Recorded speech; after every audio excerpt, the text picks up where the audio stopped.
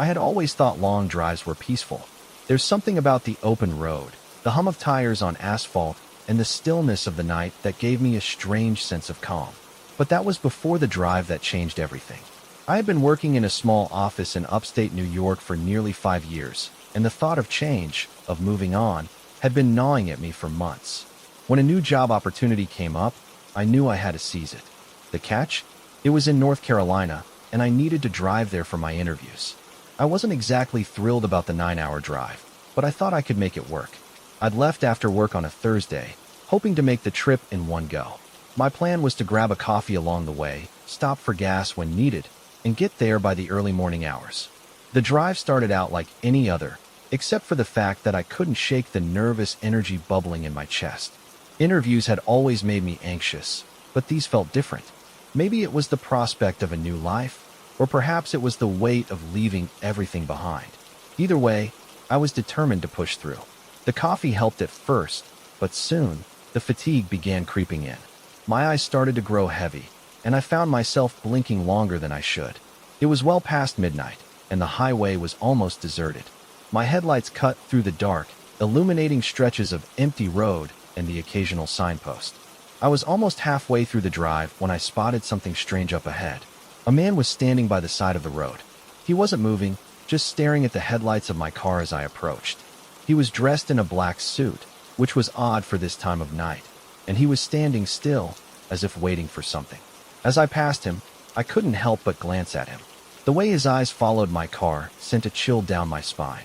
It wasn't normal. I shook it off. It was late, and maybe he had just broken down or was waiting for someone. But still, the whole thing felt off. I tried to distract myself with music and keep my focus, but the image of that man wouldn't leave my mind. Just 10 minutes later, I saw another figure up ahead. This one, too, was standing by the side of the road. He was in a suit, same as the first one. A cold knot formed in my stomach. I slowed down, almost to a crawl. What was going on? I thought about pulling over to ask if they needed help, but something stopped me. Maybe it was the isolation of the road, or maybe it was the strange sensation that I shouldn't get any closer to these men. Instead, I sped up, passing them and checking my rearview mirror. To my horror, both of them were staring directly at my car, their heads turning as I drove past. I couldn't stop my hands from shaking as I pressed on the gas. What were the odds of 2 men in suits being out there at this time of night? I pushed it out of my mind, chalking it up to my tiredness. Still, the images haunted me as I drove, too unnerved to stop for another coffee. About an hour later, I reached a small rest stop. My body screamed for sleep, and I couldn't ignore it anymore. I parked and stumbled inside, buying a coffee and some snacks to try and wake myself up. I sat in the car, scrolling through my phone, when a movement caught my eye. There, standing under a dim light, was the same man in the suit from earlier. He was still staring at my car, and once again, he wasn't moving. I blinked and rubbed my eyes, but he was still there. This wasn't real. It couldn't be. I couldn't believe it. I turned my car on, trying to drive away as quickly as I could, but my mind was racing. The dread from earlier was creeping back, and this time, I felt the weight of it all pressing down on me.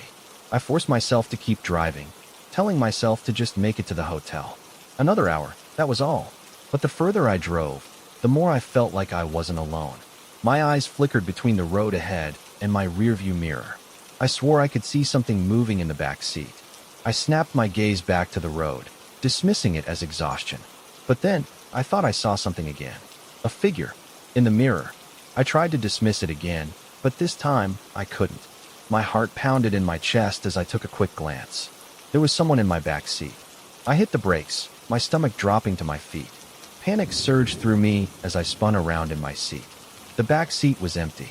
It was just my imagination, I told myself, but my pulse didn't slow. There was no one in the car, but my mind wasn't done with me yet.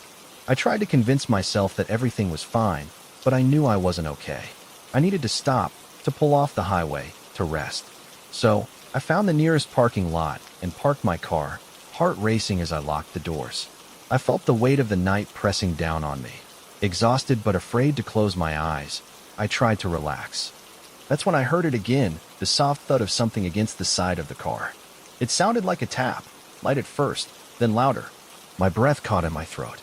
No, it couldn't be happening again. I forced myself to look. There, just outside my window, was the same man. The one from earlier. But he wasn't standing. This time, he was right by my window, his face so close that I could see the detail in his cold, lifeless eyes. His lips parted, but he didn't say anything. I screamed, scrambling to unlock the door, but I froze in place when I saw his hand move toward the door handle.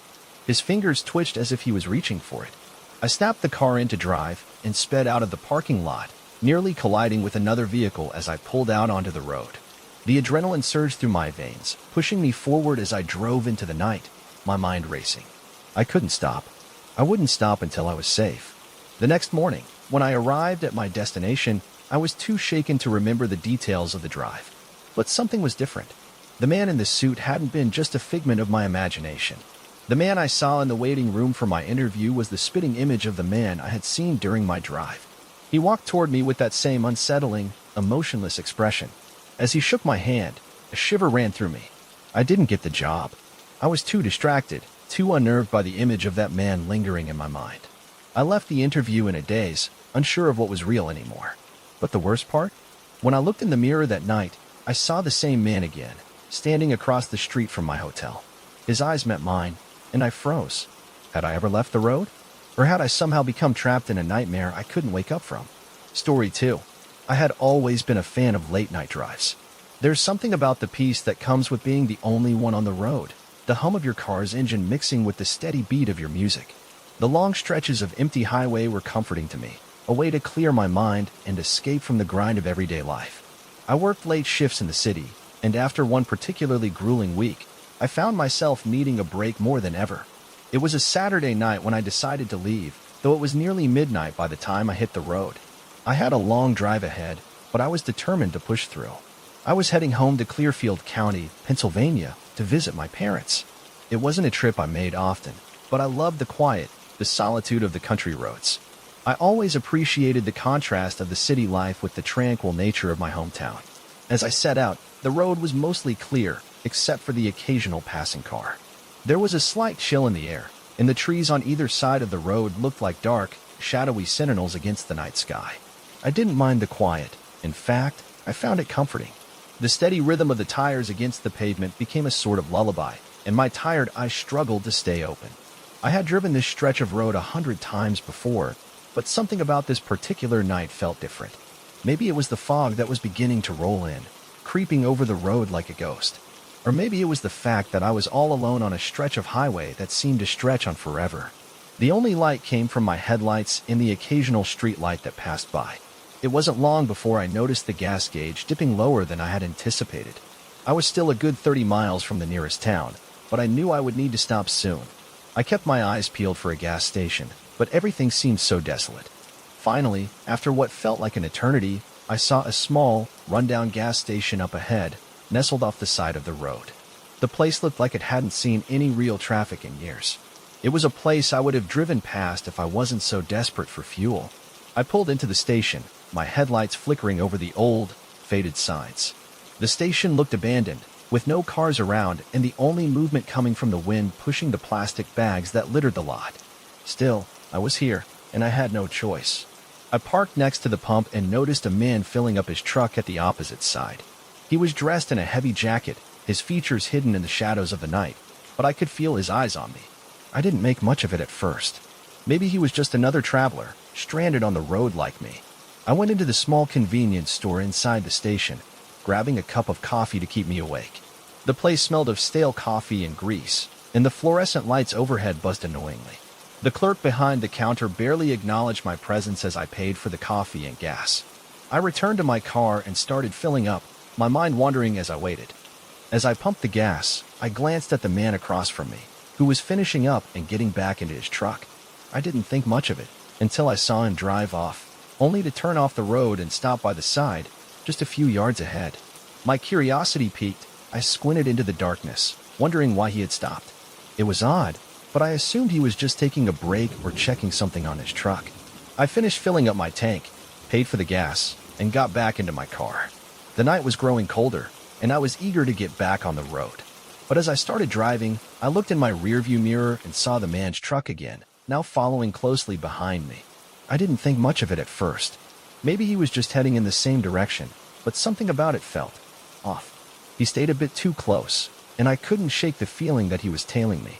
I tried to push the thought out of my mind. After all, I had driven these roads before, and the last thing I needed was to overreact.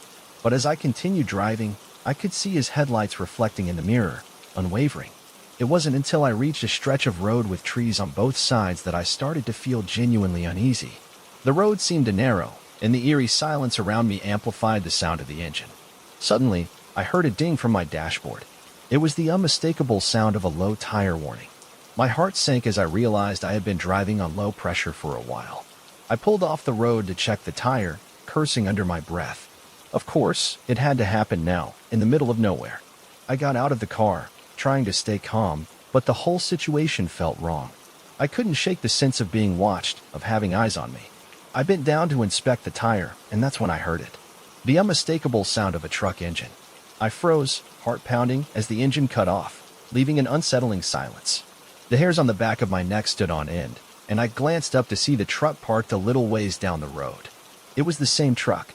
I quickly reached into my car for my phone to call roadside assistance, but as I looked down, I noticed the reflection of headlights in my rearview mirror. They weren't just headlights, they were closing in on me. I felt panic surge through my chest. This wasn't right. There was no one else on this road, and this man was clearly following me. I started to walk toward the woods, hoping to hide, but I knew it would only be a matter of time before he spotted me. My heart was pounding in my ears as I crouched behind a large bush, watching the truck. I could see the man inside, his figure barely visible through the windshield, staring in my direction. My breath caught in my throat when I heard the crunch of gravel underfoot. Someone was walking toward me. I held my breath, hoping he wouldn't find me, but the sound grew closer. I slowly took out my phone, trying to dial 911, but the signal was spotty and the call wouldn't go through. I cursed and tried again, heart racing. That's when I heard a voice, low, but clear. "You need some help?" I jumped, almost dropping my phone. I could hear the man's footsteps approaching, but I stayed frozen, trying not to make a sound. My mind raced as I debated what to do. I couldn't stay here forever. If I ran, would he chase me? My pulse quickened, but I wasn't sure what to do. The voice came again. "Are you okay? Need a hand with that tire?" I didn't respond. The silence grew deafening. The only sound now was the distant rustle of the wind and the eerie stillness of the night. Then, just as suddenly as the man had appeared, I saw him turn and walk away. I didn't move, didn't dare to make a sound. Was he leaving? I waited until I could no longer hear his footsteps before cautiously peeking out from behind the bush. The truck was gone. I couldn't believe it. One moment, I was seconds away from a confrontation, and the next, the truck was just gone. As I started walking back toward my car, my legs shaking with adrenaline, I noticed something in the dirt. It was a footprint, but not just any footprint. It was the distinct shape of a boot, and it led directly to where my car had been parked. Had he been following me this entire time? Had he been toying with me, or was I just unlucky enough to encounter a man in the middle of nowhere? As I drove away, I couldn't shake the feeling that something far worse had been waiting for me, just out of sight. I wasn't sure what it was, but I knew I would never forget that night. The next day, as I checked my tire, I found something that hadn't been there before. A small piece of a business card, wedged between the tire treads. It had one word printed on it: watch. It was then I realized, the man wasn't just following me, he had been watching me the entire time. Story 3. There's something unnerving about winter. The cold air that seeps into your bones, the long stretches of highway with no one in sight, and the oppressive silence that hangs in the air, broken only by the sound of your car's tires crunching against the snow. That night, the winter chill was particularly biting.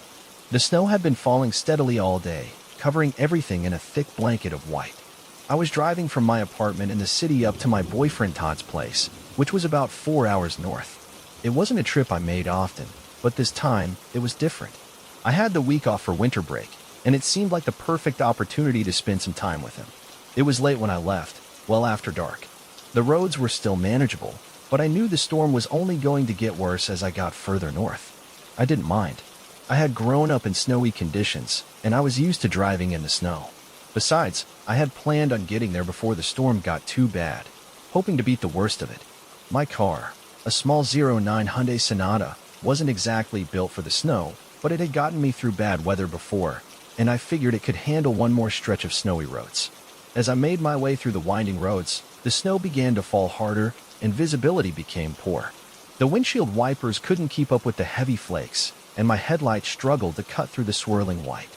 I started to slow down, knowing I had to be careful. The road was becoming slick, and the last thing I needed was to end up in a ditch. I had been driving for a couple of hours when I started to feel the exhaustion setting in. I hadn't realized just how much of a toll the week had taken on me. Between work and preparing for the trip, I hadn't had much time to rest. My eyelids were heavy, and my mind was foggy. It wasn't safe to keep going like this, so I decided to stop at the next town and find somewhere to rest for the night. I knew I'd have to wait out the worst of the storm before continuing my journey. It wasn't long before I came upon a small diner on the side of the road. The warm, inviting glow of the lights inside promised a break from the cold, so I pulled into the parking lot. There were only a couple of cars parked outside, but I figured it was still early enough in the evening that the place would be open. I could grab a bite to eat, stretch my legs, and maybe have a cup of coffee to keep me going. As I stepped inside, I was greeted by the smell of frying bacon and coffee brewing. The small diner was cozy, with only a few patrons scattered at tables. I approached the counter, where the waitress, a woman in her late 40s, looked up from the notepad she was scribbling on. Her face seemed kind, though her eyes had a distant, weary look. "Hi there," she said, with a polite smile. "What can I get for you?" I ordered a sandwich and coffee, the usual pick-me-up for late-night drives. She took my order and left to prepare my food, so I sat at one of the booths by the window. The snow continued to fall outside, and the world beyond the glass was a blur of white. As I sat there, sipping my coffee, I overheard a conversation between the waitress and a man sitting at the bar. He was a regular, judging by the way they spoke to each other. I caught snippets of their exchange, and though I wasn't trying to eavesdrop, I couldn't help but notice how they seemed to be talking about the weather, the snowstorm, and the conditions on the road. The man then spun in his chair and caught my attention. His voice was low but clear as he addressed me. "You traveling through tonight?" he asked, his eyes fixed on me as I looked up. I nodded, surprised by his sudden interest. "Yeah, just heading up to see my boyfriend." "Be careful on the roads," he said, almost ominously. "There's a motel right up the road. It's cheap and nice. You should stay there for the night. This snow's only going to get worse." I raised an eyebrow at him. Something about his suggestion didn't sit right with me. I wasn't keen on taking advice from strangers, especially ones who seemed to know more than they should about my plans. But his words made me pause. It was true that the storm was intensifying, and I wasn't sure how much further I could safely drive. The waitress came back with my food, and I thanked her before she disappeared again. I quickly Googled the motel he had mentioned and found that it was just a few minutes up the road. I had already been on the road for several hours, and I figured one more stop wouldn't hurt. As I finished my sandwich, I glanced over at the man. He had turned back to his drink, his attention now focused on the counter. I didn't think much of it, though I couldn't help but feel a little uneasy. I paid for my meal and left, feeling the cold air hit me like a slap in the face as I stepped back outside. My car was parked in the lot, a layer of snow already covering the windshield.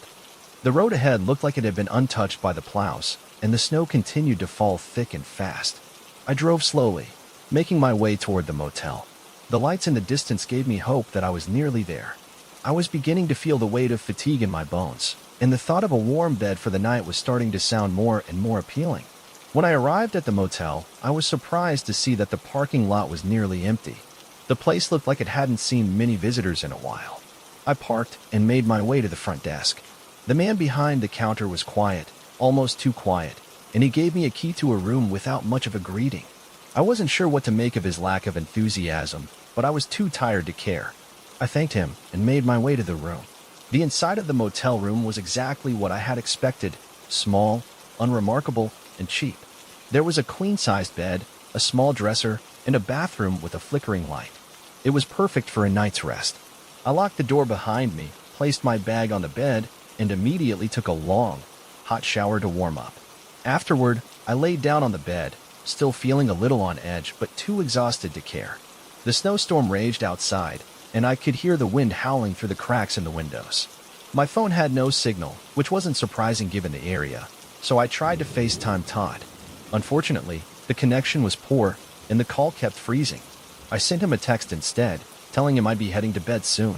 Just as I was about to doze off, I heard a sound, faint at first, like something tapping against the wall. I sat up, confused, listening intently. The sound came again, louder this time. It was as if someone was knocking, but not on the door. The sound seemed to be coming from the bathroom. I got up slowly, my heart racing, and crept toward the bathroom. The door was slightly ajar. I pushed it open, expecting to see a leaky pipe or something else mundane. But there was nothing.